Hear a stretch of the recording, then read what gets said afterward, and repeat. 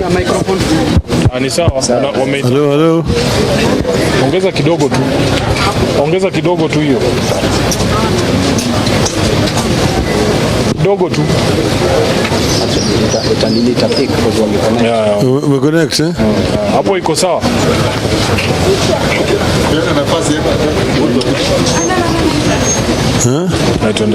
Okay, now we have come to Kenyatta National Hospital and we have found out that the 34 victims were brought here to Kenyatta National Hospital with different degrees of injuries. We have seen 22 who are in this particular ward here. They're being treated, and we've seen that they're taking good care of all the patients here. These people some of them have got very serious injuries. We've been told that 4 of those who are brought here have lost their lives. We have made a contribution like we did where we were before, of 12,000 shillings for each, 20,000 shillings for each of the victims here. But we're saying that we want the national government to also get involved. Secondly, the issue of the medical bills for the victims here is an issue that needs to be addressed. We have been told that the county government gave a waiver in all those institutions that are under the care of the county government. We want the national government to do the same here, to also waive the bills for all the victims who have been brought to this hospital here. I said it down there, and I want to repeat again, that this is a result of negligence of duty. This is an accident which should not have taken place. If the authorities charged the responsibility of inspection and supervision did their jobs, there's no reason why an institution handling dangerous materials like LPG should be put within the vicinity of a residential area. This actually goes against what we call the Factory Inspectorate Act, and this should not have been allowed. The fact that this institution has been there for more than a year shows that some people are sleeping on their jobs. This is something that is very worrying indeed, because you're placing the lives of many Kenyans at risk. And when a thing like this happens, it's when you realize. But we know that there are several other installations around the city of Nairobi and the other part of the country which are similar to what has just caused this disaster here today. We want to tell the government to not to sleep on duty. Officers who have been charged the responsibility and not doing them, like these ones here, are criminals. And they should be charged in the court of law and put to prison. So we don't want to see what has now become like a normal practice within this government.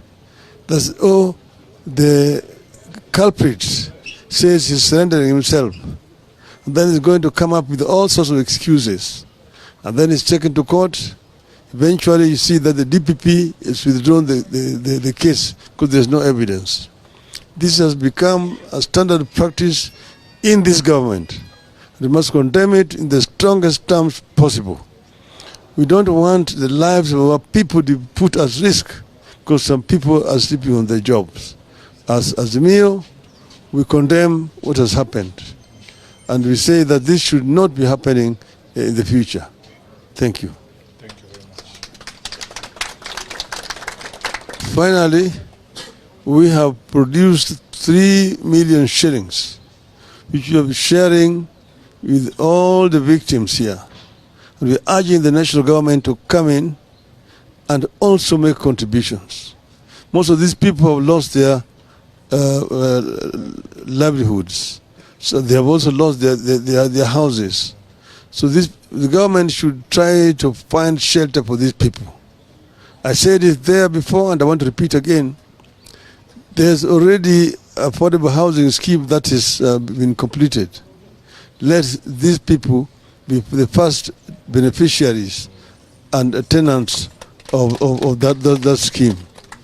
So we urge Mr. Ruto to come out and act instead of just shouting at the State House. Thank you very much.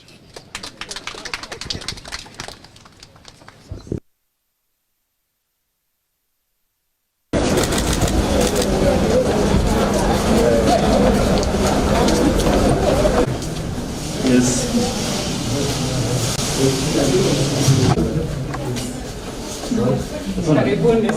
Asante. Yes.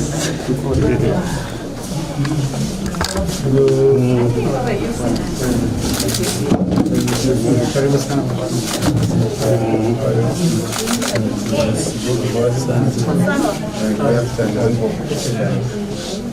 Hello. Hi. You're welcome. My name is Odinga. I'm the Director of Clinical Services. We are just visiting. We have with us our board members. Yes. Our two board members. Dr. Odinga, representing PS Health, and Professor Usani. Dean University of Faculty of Life Sciences. So we are together with Cambridge. Oh, good. Very good. We also see how the patients are doing and how they are being cared for. So we just come to see whether the hospital is doing the right, is taking good care of them. Yes, and they have indicated to us the treatments they are giving, and so far they are doing well. They have a heavy patient load. Some of them are in theatre, but others are being attended to in daycare, and others will be released in daycare, but others will go to theatre. Okay. So how many do you have? Dr. Inwani is the Deputy Director of Clinical Services, who is on the ground. She has all the details, and I know I can answer. Dr. Inwani, how many patients do you have? Totally received 67, and we have 22 here in this unit. We have got others in the critical care units, which are based in the main hospital, some in the burns unit, some in the main critical care unit, and we have another burns unit on 4th floor. So they are spread depending on the condition. Yes. Yeah, but the ones we have here are 22. The some with severe burns, like the first patient here, and others with moderate to mild burns. So some of them are actually on their way home. Dr. Chua, where are you? Dr. Chua is the primary doctor who is managing here. So I'll allow you to introduce all the patients quickly. We can start with.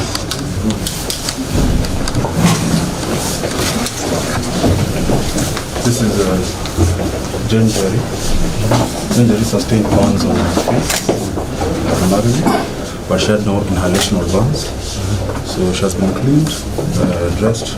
There's a special dressing that she has, and clearly since a dressing, she has been discharged to be followed up in the eye clinic and the plastic surgery clinic. She's trying to go home. Yeah. In this condition. It has been seen by the plastic surgeon. And there's a collagen dressing that has been placed on her face. And normally for that, usually it has to stay there until it peels off on its own. So long as the wounds are not infected, normally the patient can be taken care of as an outpatient and be followed up in clinic. The thing is, usually for some patients that have to be discharged to avoid them getting hospital-acquired infections.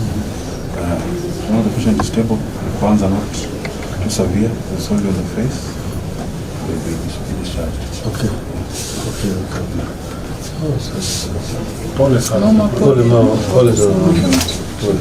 Also social issues, children at home. The earlier you can get them out of the hospital. But now also they have to process the discharge. And as long as the intakes, they will stay here until it is either they're waived and they go.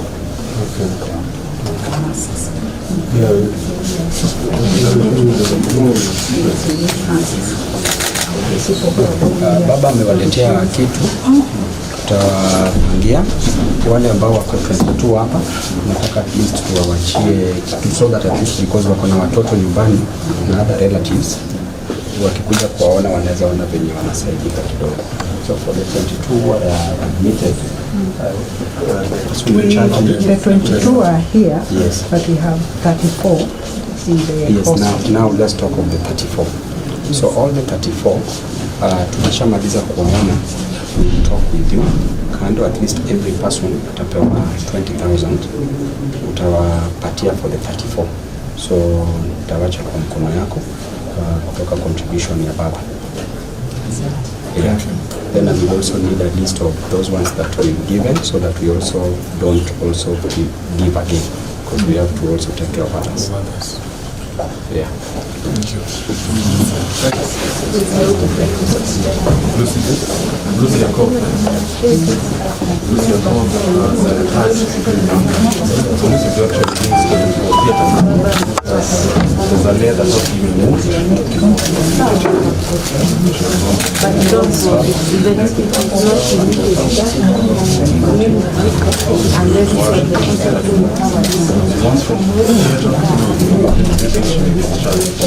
know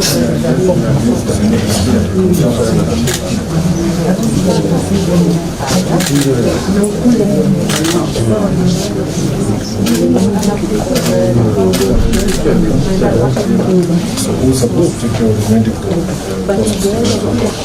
The waiver process. The one in charge, she's there. Yes. Dr. Inwan?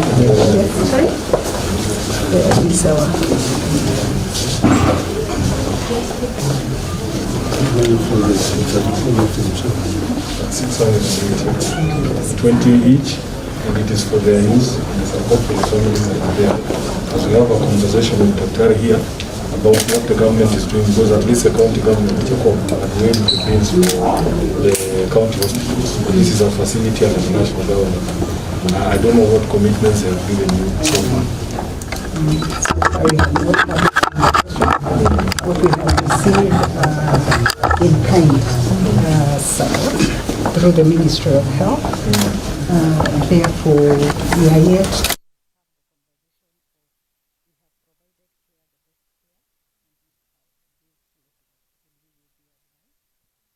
be meeting the bills through the National Disaster Fund or through the ministry. Yes. You need to take this up with the ministry. Okay. Yeah. Daktari. Although hii isiende kwa bills. Haiendi kwa bills, but it needs to go into safe custody. Yeah, thank you so much. Yes. I wanted to find out of the people you received, have we lost any? Yes, we have From lost. day one? Yes, we have lost 4. All the 4 who have passed away were brought here first. There are some which came through Mama Lucy. Those were the ones with a very high percent of burns, over 90% of burns. Yes. Fine.